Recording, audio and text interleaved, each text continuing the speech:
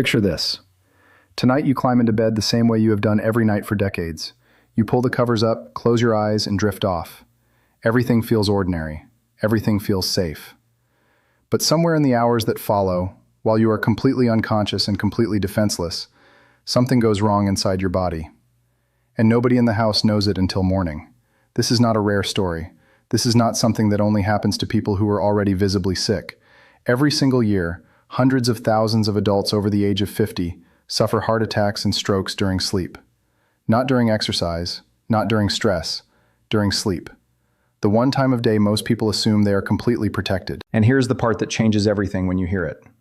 For the overwhelming majority of those people, the cause was not an unavoidable genetic sentence. It was not bad luck. It was a set of ordinary, unremarkable nighttime habits that they had been practicing for years, sometimes for decades, without ever once suspecting that those habits were slowly turning their bedroom into the most dangerous room in their home. My name is Dr. William Madison. I have spent more than 2 decades focused on cardiovascular health in adults over 50. And today I am going to walk you through 5 nighttime habits that medical research has directly connected to heart attacks and strokes during sleep. Some of them are going to feel familiar. Some of them are going to feel like things you were told were actually good for you. And that is exactly why they are so dangerous.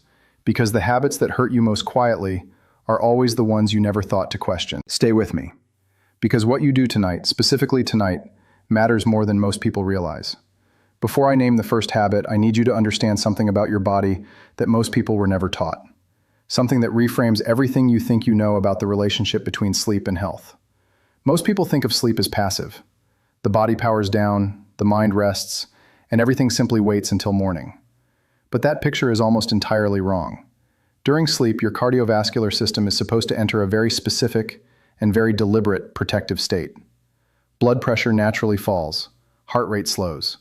The nervous system shifts out of its daytime operating mode and into a mode focused on repair, restoration, and clearing the metabolic waste that accumulated during the day. This is not optional. This is not a luxury your body provides when conditions are ideal. It is a biological necessity. And when certain habits interfere with it, the consequences are not mild. They are catastrophic. Research from the American Heart Association has shown that nearly half of all fatal cardiovascular events in adults over 50 occur between midnight and 6 in the morning. That window when you are asleep, when you cannot feel symptoms, when you cannot call for help, when your body is supposed to be healing itself, that is when the most dangerous cardiovascular events occur. The habits I am about to describe are the reason why. And changing even 2 or 3 of them, starting tonight, could shift your risk in a meaningful and measurable way. The first habit is one that most people have never once thought of as dangerous.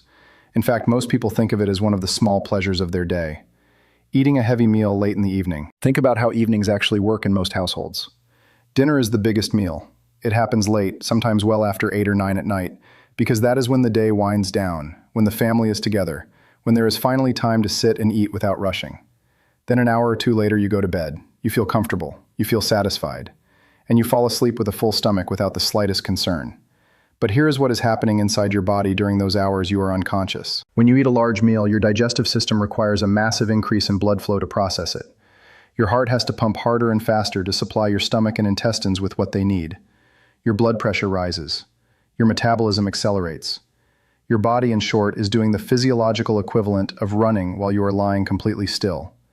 And it is doing all of this at the exact moment it is biologically supposed to be resting, recovering, and reducing strain on the cardiovascular system. A study that tracked more than 100,000 adults over several years found that people who regularly ate their largest meal late in the evening carried a significantly elevated risk of experiencing a nighttime cardiovascular event compared to people who ate earlier and lighter.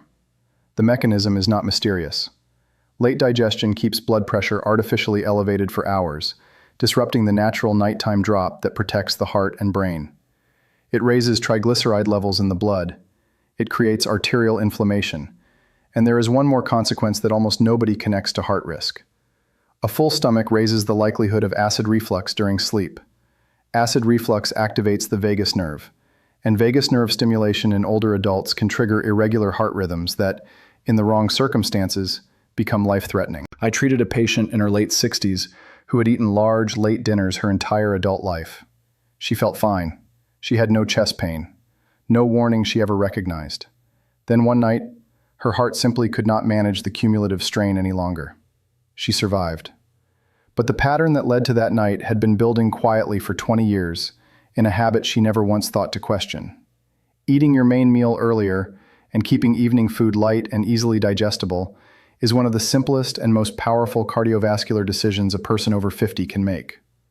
The heart cannot truly rest at night when it is busy processing a heavy meal. Give it the chance to actually recover. The second habit is one that people over 50 who take daily medication need to hear very carefully, because this one involves something most people think they understand but often get quietly wrong. Skipping doses, taking medication inconsistently, or taking the right medication at the wrong time of day. Blood pressure does not stay constant across 24 hours. It follows a rhythm. In a healthy cardiovascular system, pressure naturally falls during sleep, giving the arteries and the heart a genuine window of reduced stress. But in many adults over 50, that nighttime drop is incomplete or entirely absent. Blood pressure stays elevated or actually rises during sleep.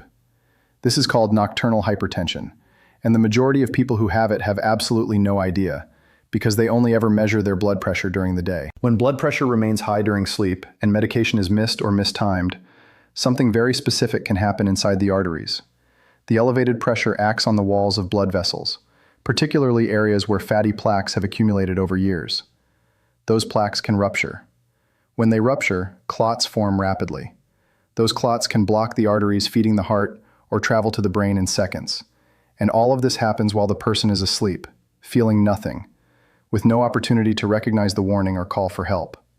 Research published in major cardiovascular journals has demonstrated that properly timed, consistently taken medication can reduce the risk of nighttime heart attacks and strokes by nearly half in high-risk adults. Half. That is not a minor statistical footnote.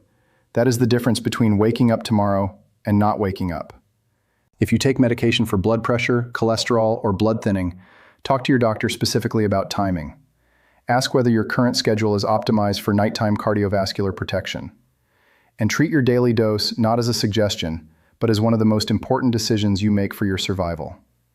The third habit is one that millions of adults over 50 either do not know they have or know about and have quietly decided to ignore. Sleeping with untreated sleep apnea. Sleep apnea causes the airway to partially or fully collapse during sleep, producing repeated pauses in breathing that can last 10, 20, or 30 seconds each. During each pause, oxygen levels in the blood drop. The brain detects the emergency and sends a distress signal. The heart accelerates. Blood pressure spikes sharply. Stress hormones are released. The body jolts partially awake to restore breathing. Then it happens again and again. In severe cases, this cycle can repeat hundreds of times in a single night, and the person sleeping through it remembers almost none of it. The cardiovascular consequences of this pattern, sustained night after night across months and years, are severe.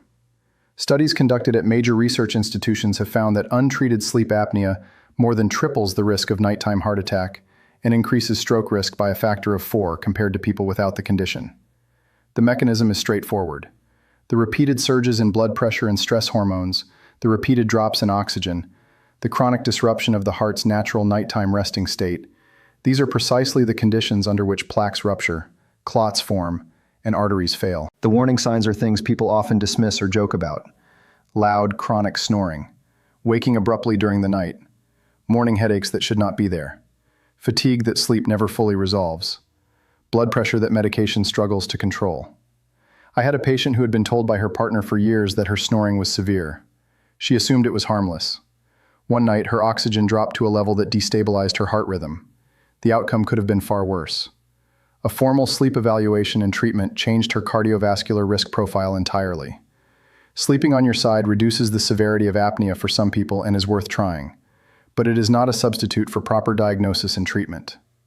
If any of those warning signs apply to you, that conversation with your doctor is not optional. The fourth habit is one that many older adults adopt on purpose, believing it is the responsible, practical thing to do. And that belief is precisely what makes it so dangerous. Going to bed dehydrated.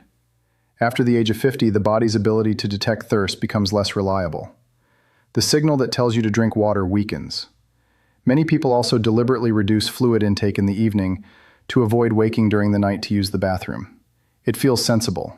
It feels like good sleep hygiene. But what it actually does is send the cardiovascular system into the night already compromised. While you sleep, the body continues losing water through breathing and through the skin.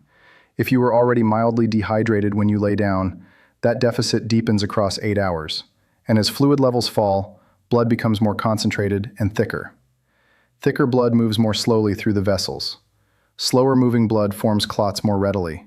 And during sleep, when the heart rate has slowed and circulation is naturally reduced, the combination of thick blood and sluggish flow creates exactly the conditions under which a clot can block an artery to the heart or brain.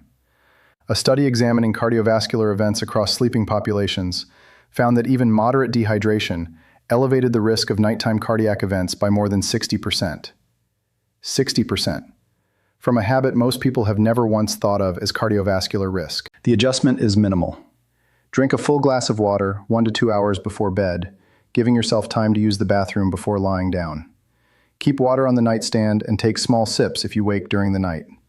This single habit, practiced consistently, keeps blood flowing at a viscosity that does not place extraordinary demand on a heart that is trying to rest. The fifth habit surprises almost everyone, because it has nothing to do with what you eat, what you take, or how you breathe. It has to do with the room you sleep in. The temperature of your bedroom is not a matter of personal comfort.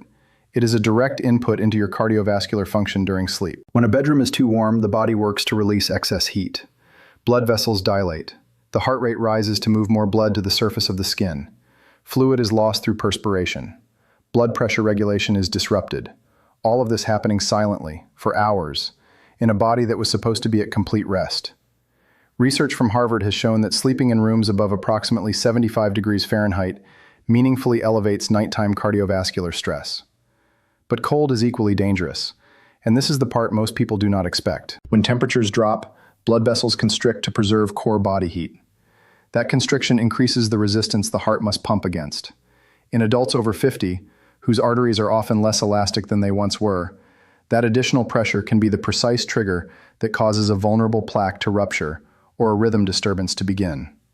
European studies tracking nighttime cardiovascular events during cold periods have found sharp increases in heart attacks among older adults sleeping in cold environments.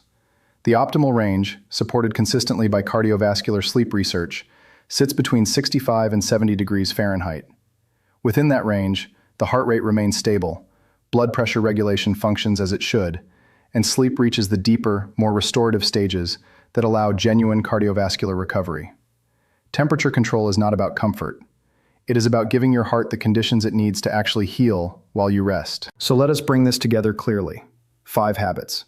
5 entirely ordinary, entirely common behaviors that most people practice without a second thought.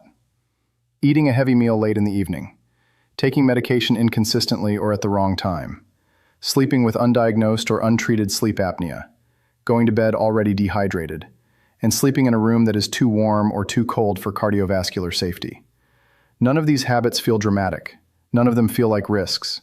That is the entire reason they have claimed as many lives as they have. The most dangerous health threats are never the ones that feel dangerous. They are the ones that feel ordinary. The ones woven so deeply into the fabric of daily routine that it never occurs to anyone to question them. The truth that took me 2 decades of practice to fully appreciate is this. The majority of nighttime cardiovascular events are not inevitable. They are not simply what happens when a body gets older. They are the outcome of accumulated patterns practiced quietly, night after night, year after year, in bedrooms across the world. Patterns that can be changed, not with expensive interventions, not with complicated protocols, but with the kind of small, deliberate adjustments that compound over time into a genuinely different risk profile. If you are over 50, tonight is not an abstract starting point. Tonight is the actual night. Your heart has been working for you every moment of every day without being asked, without complaint, without rest. What you do in the hours before you close your eyes is either asking it to work harder when it deserves to recover, or giving it the conditions it needs to protect you while you sleep. Before you move on from this video, I want to ask you to do one thing. Think of one person in your life who is over 50 and who has never once heard any of what you just learned. A parent, a partner, a friend who mentions being tired all the time, or who you know eats late, or who snores every night and calls it nothing. One person. Send them this. Because the information you just heard is not useful if it stays with you alone. It becomes genuinely powerful when it reaches the person who needed to hear it before something happened. And you may never know which conversation, which shared video, which small act of caring actually saves someone's life. I'm Dr. William Madison. Sleep should be the safest part of your day. Make sure it is. Take care of yourself, take care of the people around you, and I will see you in the next video.